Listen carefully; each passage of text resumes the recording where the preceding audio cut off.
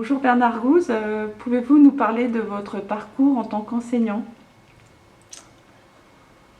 Alors, si j'essaye de me remémorer, euh, fraîchement sorti de l'université, de l'école normale supérieure, de l'agrégation, j'étais jeune professeur fort de mon savoir. Euh, Fort de mon savoir, c'est-à-dire que j'étais sûr que ça allait marcher, quoi. Et donc, j'ai en sciences naturelles, j'aimais beaucoup ma matière, et j'aime beaucoup ma matière. Je le trouve essentiel pour comprendre la vie. Et j'étais passionné, et cette passion m'a permis de transmettre, je pense, véritablement. Euh, et puis, très vite, il y a eu des couacs. C'est-à-dire qu'il y a des difficultés, des élèves incompréhensibles qu'on n'arrive pas à comprendre et qui devraient réussir et qui ne réussissent pas. Qui pourraient avoir de l'ambition, qui n'en ont pas. Qui travaillent dur et qui ne réussissent pas. Enfin, il y a plusieurs profils. Et très vite, moi, j'ai eu envie de travailler avec les collègues. Donc j'ai fait des équipes. J'ai travaillé. Je crois que les premiers déclics, c'était par rapport à... Je voulais faire autre chose, essayer des choses. Donc, interactif, voilà. Mais j'étais toujours, pendant pas mal de temps, dans le transmissif pur. C'est-à-dire la figure universitaire. Celle qu'on m'a apprise, la figure universitaire, où le savoir est quelque chose qu'on va transmettre.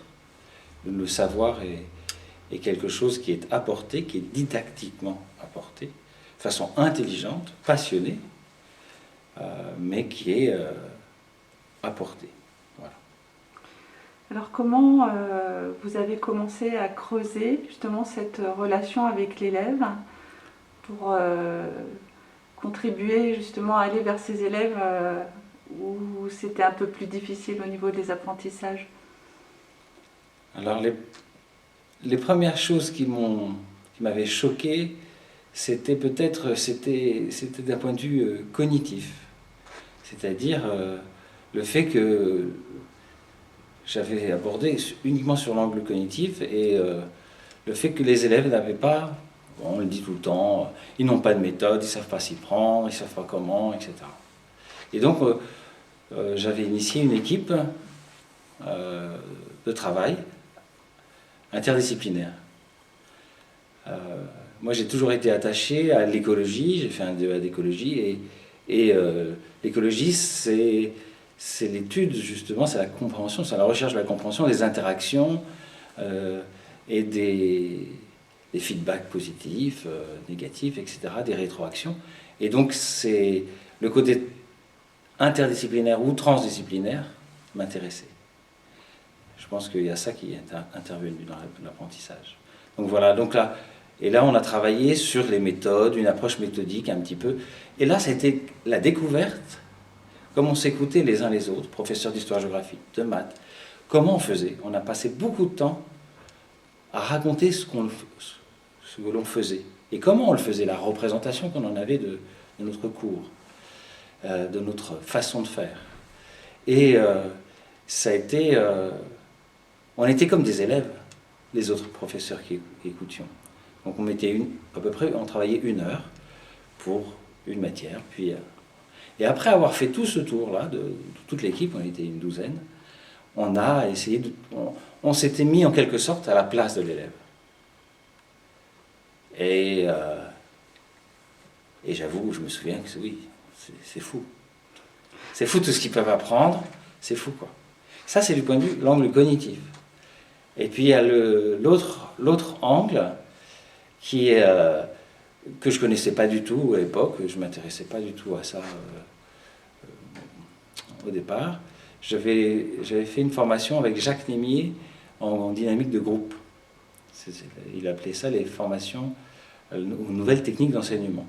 En fait, c'était des stages de dynamique de groupe où on apprenait en quelque sorte à toucher du doigt ce qui se passait du point de vue inconscient dans un groupe, dans une relation, les transferts, dans ce qui est non dit, donc les silences, ce qui n'est pas représenté et parlé. Et donc ça a été vraiment une grande découverte pour moi aussi. Et ça m'a permis d'être plus... Ça n'a pas changé grand-chose, a priori. Mais en fait, ça a tout changé, puisque en fait, ça voulait dire que cet élève qui m'énerve, qui ne réussit pas, ou qui travaille dur mais qui ne réussit pas, par exemple, qui se ronge les ongles, qui est anxieux à par rapport à la note, ça révèle quelque chose d'autre que je n'ai pas, sur lequel je n'ai pas de prise directe. Mais le fait de l'entendre, ça change. Et au quotidien, dans votre classe,